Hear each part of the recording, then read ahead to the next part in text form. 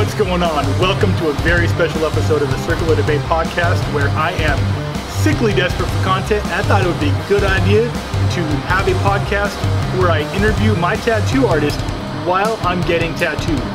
We're going to go inside here at From the Heart Tattoo down in Wildomar, California, and I'm going to start the line of questioning right before the needle hits so you get a full representation of the hell I'm about to put myself through.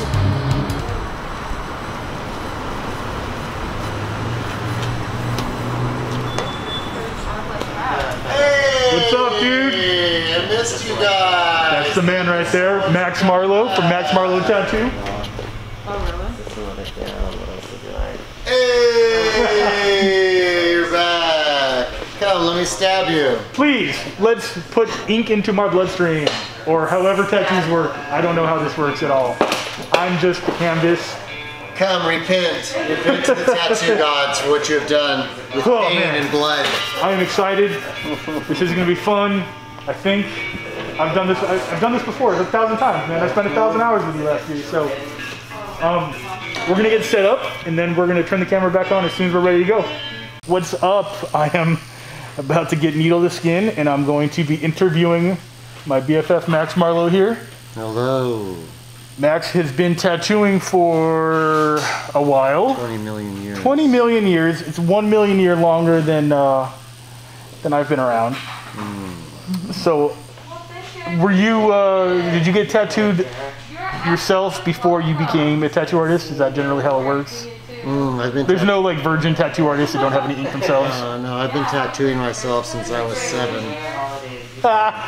Is that true? It's absolutely true. That's crazy. I only give you the truth here. So what was your first tattoo? What got you started into collecting them yourself and then getting into the art as an artist? It just is the coolest thing ever. There's just nothing cooler than it. To like have the art you get to have every day and look at on your skin. Nothing cooler than that. I agree. And I think past events have made people realize that you really own very much. But that tattoo is definitely yours and no one's going to take it away from you. So that kind of means a lot, you know? Right. So you started you gave them to yourself, then you started collecting them. You can't see it now, but he's probably, I'd say, 85% covered. Something like that. What got you started into actually doing the art yourself? Like, was it a friend, family member? You just wander into a shop for an apprenticeship? We were just all kind of like punk rock kids, so we all just made tattoo machines, tattooed each other, stuff like that. You know the basics, and then just ended up with better machines, learning, getting more tattoos, and after we got more tattoos, we learned something from getting tattooed, you know? Were you making the machines, or were they like... At first you were, you know, just making them out of like cassette recorders and stuff like kids do. I did not know that. I know nothing of these do-it-yourself. Yeah, that's like a pretty typical thing that happens. You know like the old school like boom boxes from the 80s? Yeah, just like our cassette recorder or CD player, anything with like a, you know, that has the right motor, shaver, whatever. But then you get, you know, better machines. Do you remember the first tattoo you ever gave to someone? It was Black Flag bars. What was that? Yeah. Punk rock band, Black Flag. Yeah, I'm laughing and it hurts and I'm trying not to move and I'm trying to keep my focus on the questioning.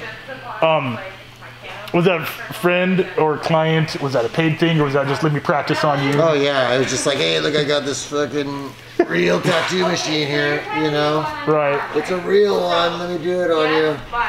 And he was just was it on their knuckles? Huh? Was it knuckles or where did you... No, it was on his back. Oh shit. But I did the whole thing without the rubber band on it to hold the needle steady. And the needle was just jumping around everywhere. And I was just like panicking and like...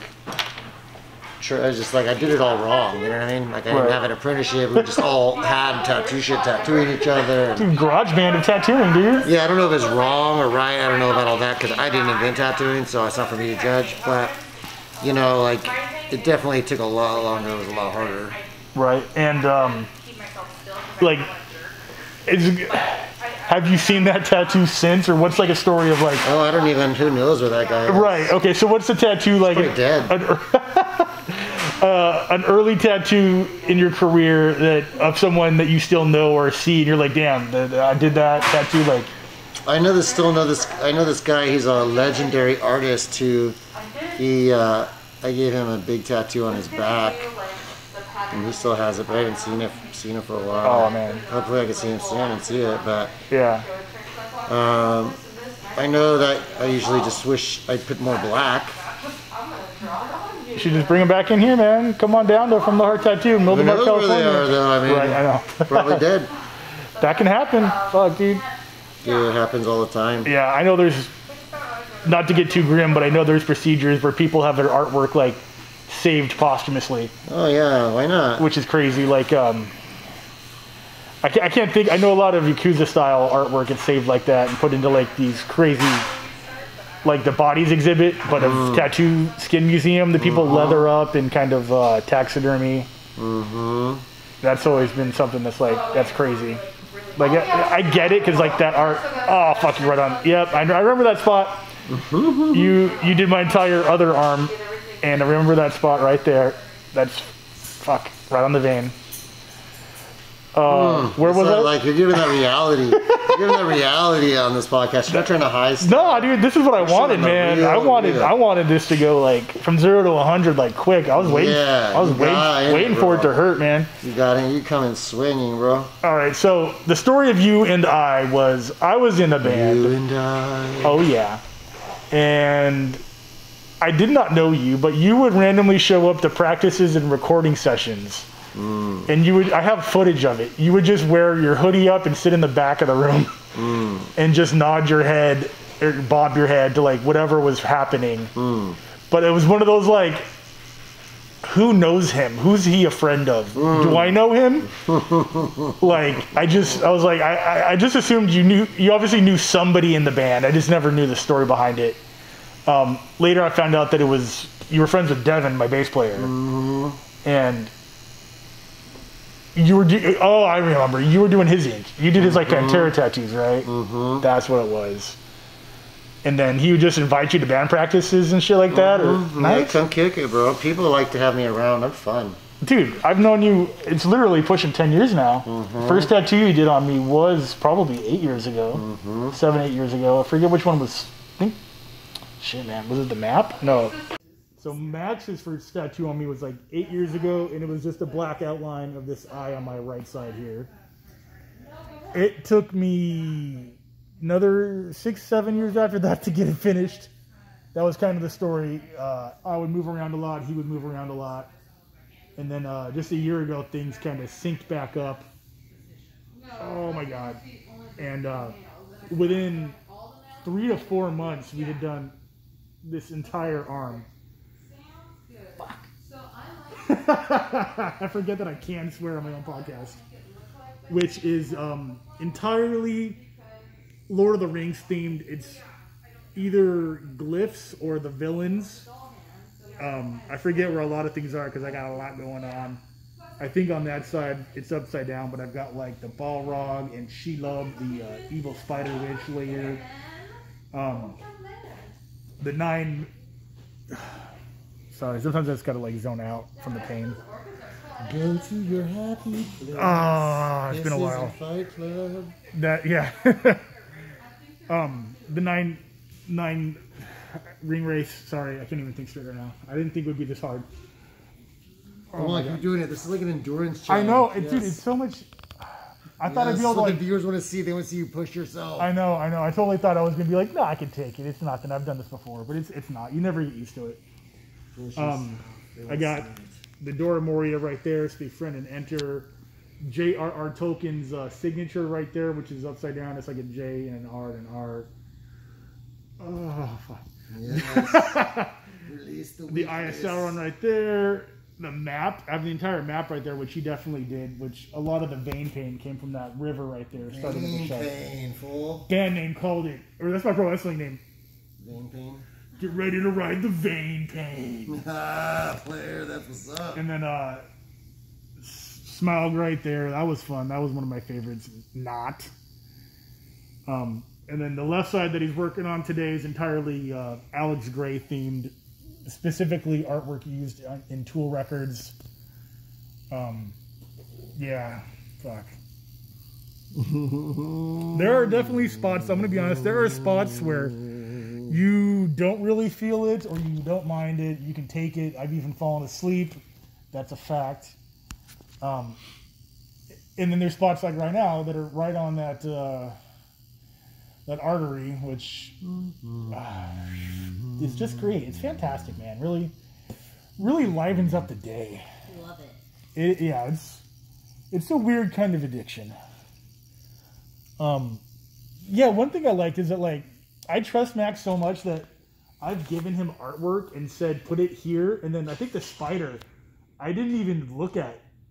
I didn't look at the stencil. I didn't look during the session. I said, just do this and I want to see it when it's done. And that was a challenge I wanted to give myself, just to be like, fucking just let it go and just let that part of me, like you said in Fight Club, man, just let go.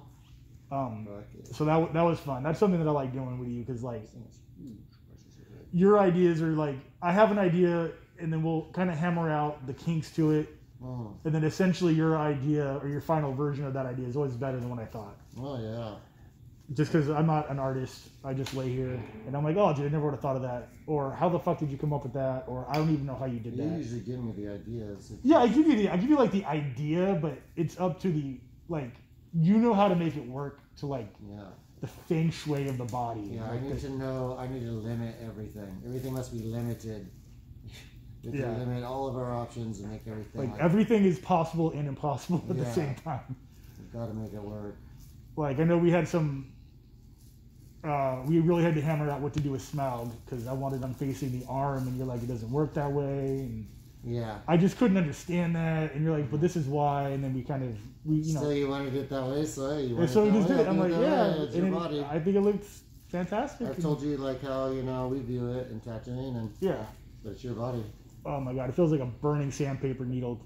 That's what's up, bro. You're living the dream. Yeah. Living the dream. There's a lot of hyperbole in our conversations, man. Anyways, we're going to let him get back to work, and we're going to come back to you maybe somewhere through, halfway through this session. If you want to get a close-up of where he's at now, and then, yeah, cool. All right, man. Well, I'm going to suffer a little bit more for my fans out there, all three of you, so I will see you guys in a couple hours. Hey, what's going on, man? It's been about an hour, 2 hours since we went offline, and we're still digging away with that with the color. We're just doing shades, right? Just getting some tone set. Yeah, we're laying down the foundation of this gorgeous painting that's going to change your life.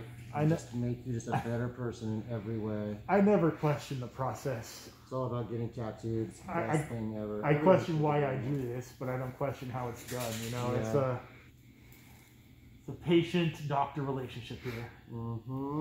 Let the operating artist work. I think that this lockdown has showed everybody that tattooing is essential, that some people need some needle therapy, and it's an essential part of their existence. And people think that things are going sour, and there might be some kind of monstrous disaster that affects all of us and all society. They still want to get their tattoo, and that says a lot to me. And I think it's because human beings just crave rituals and need rituals. So without them, our minds fall apart. Because someone comes in here and they want to get a tattoo, and it could be some memorial tattoo, and it could be some really heavy stuff they're dealing with, and in getting that tattoo, they're different from when they came in to, like, when they left. Even sometimes their friends will pull you aside and say, oh, this person just lost somebody, can you be extra, like, patient with them and stuff. So it's like helps them get closure, it helps them, gives them, like, ritual. So it's like, I think it is an essential thing, and it's like, it needs to be treated like that, because the needle therapy is real. It's a joke that you say it, but a lot of truth is said in jest, So that's kind of my 2 cents about it. Yeah, there's some lacrimological effects of this process for sure, and I don't consider myself like a tough guy at all. And doing this, to me, it isn't like, I'm not trying to prove like, oh, look how much tattoo, I'm such a tough guy, I can sit, this shit hurts, like, it's not fun. And you do question why you do it while you're doing it, but when you're done, you're like, man, I did that, and I don't know if I would say I'm a better person per se after having it done. I totally think you are. I feel better after I do it, because anytime you set your mind to something that takes effort and causes a lot of resistance and you accomplish it, that's good for your like mental health. You know? It doesn't really matter what it is. It was like anything. It could be anything, like typing, getting a tattoo, just anything you accomplish that you've been working on, you know, like, so the tattoo does that and the rush, it's, you know, of the orphans, it's like, it's amazing. I am proud of, we've had some pretty grueling sessions, and we've done like 2 12-hour sessions on a Saturday and Sunday, and well, the back-to-back days are brutal. Yeah, and I wanted to do those myself just to say that I did them. Sure, yeah, that's like it's your experience. You know, it doesn't really matter what other people have done in tattooing, because no one invented tattooing. You can kind of do whatever you want with it. Right. Yeah, there's so many cultures where it already existed when cultures didn't know other cultures existed doing it. You know, like you have the Pacific Islander culture was doing it. Asian culture was doing it, and they, you know, back before they even knew they were on the same planet. I don't know the history of it in Europe at all, but I know that Well, I read this thing that the oldest man they ever found in the ice had tattoos on him. Oh yeah, the dude in Nepal or whatever they found. Yeah, so it's like a natural part of things that humans need to do. It helps with so many, you know. So it's that was fascinating to me. That was a long time ago. This guy, like, how did he figure that out? I always think like he was sleeping, and then like he heard a noise in the night, and he like moved all fast, and he bumped into like some stick that was on his fire, and it made like a little mark. I got you, like the char. Right, it made a little mark, and then he just like was like ouch at night, and then in the morning he saw that it stuck there. Right. So then he tried to do it intentionally. I always picture that. That might work. I know there's a lot of berries in the face paint, like the indigenous peoples were using. I don't think a lot of that, at least in the American or North American continent culture, they were into the tattooing itself. But I know the berry was a big deal as far as the face painting goes, and I'm wondering if a lot of cultures maybe found ways to incorporate that as far as an artificial color. The Mayans, they did a Mayan blue. Yeah. But yeah, it's definitely it's an art form, but it's also like a life form. Yeah, it's also, you know, things that are happening outside of the physical. It's like whoever tattoos you, they're putting their vibe on you. You know what I mean? Yeah, you can like, vibe all over me, bro. Yeah. Like, it's weird because sometimes I feel everything, and sometimes I'm able to like go to that place where you don't feel any of it, and it's. I like the challenge. That's what it is. It's like it's like, where can I put myself to deal with this? Well, because you have a definite end goal that you see in the tattoo. When you look at the tattoo, you have a definite end goal. You know where you want it to be. You want it to be finished. You know what I mean? So you're not going to be like, oh, I did it, and kind of make up a new goal post. Exactly what I was going to say is I am constantly pushing that goal post. Like I said earlier, like when I first, you know, I didn't get my first tattoo till I was like 25 or 26. And then there was like a 7-year gap between that, and then when you move back to Cali, it just, the floodgates just like open. I'm like, okay, I need to just go. I need to go yada it up, fool. Yeah. And I currently don't see where, I mean, I'm constantly moving the goalpost, but there's no finish line in sight for sure. Stopping is lame. You stopped it. Like, I'm going to run out of ideas for tattoos before you run out of ink to do them. That's for sure. Oh, yeah. It's just, once you reach a point where you have nothing like very momentous to you, then you just start getting sleeves of art that you love, you know? Yeah, like none of my tattoos, like, people are always like, oh, what does this mean? What does that mean? Or, you know, it has to reflect something about my soul or the turmoil I went through. Sure. And I thoroughly respect people that need to do that, and they do that, but mine... Doo-doo. Mine don't do that. Mine are just nerdy things that I like in my life that make me happy that I don't see myself regretting that I have. Well, no, you're an art collector. Yeah, I'm just a fan of art, and the only reflection on my soul is that those are the things in my life that I enjoy, you know? Yeah, and I feel like when something's painful and it's bloody and it's expensive and it takes a lot of your time. Am I bleeding? No. But you know what I'm saying? I think when it's something like that, it's probably your subconscious is really, it means a lot to your subconscious in ways you can't understand, you know? Yeah. So it's like a lot going on you may not be aware of. Whew, I have no idea what's going on right now, but I will let you guys know that we are going to jump in time to the end of this session after this. Who knows when that's going to be, and then we're going to videotape probably the last 10 minutes, and we'll see you on the other side. Alright, we are done for the night. We did some undertones that we're going to go back over later. First pass, first layer of paint. Now we're just taking some health precautions with the lotion and the lathering and the cleaning. We brought some Marlows with us. Some Losh. Don't play the fool, boy. Every tattoo he's ever done on me has healed beautifully within days. There's been no scarring, no bleeding, no weird shit going on, so I trust the process. Let that sweat and bleed out that lymph and then we'll clean it all up. Alright, Cool. You can get up and celebrate. I'm gonna do something like that. Do the dance. Do the sloth floss, bro. The kids love doing it. Do the sloth floss. I could do the shuffle. Do the truffle shuffle, bro. Show us what you're working with. Show us what you're working with. Yes. That's what the viewers want to see. That is quality content right there. Yes. God, Max, you're too passionate about it. about the Goonies, very passionate. I want to show her Goonies, man. How do you say my sign? Like, Goonies sign my friend painted for me? Oh, that's awesome. Goonies never say die. See?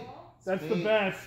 That's cute. All right. It's my prized possession. Thank you for following us on this weird-ass journey of me doing my best to compose an interview during a tattoo session with one of my best friends and artist tattoo extraordinaire, Max Marlowe here on the Heart Tattoo. Leave it to Max. I'll take care of you. Guide you through this journey. Find him on Instagram at Max Marlowe Tattoo. We're going to be dropping links in the comment section below. And yeah, that's all I got, man. I appreciate it. I'm going to heal up, post this later this weekend. I'll see you guys. Nothing will ever stop us. We're unstoppable. You'll never stop us. Tats for knife, fool. What's up? I'm going to give you an RKO. Circle of Debate Podcast. Thank you.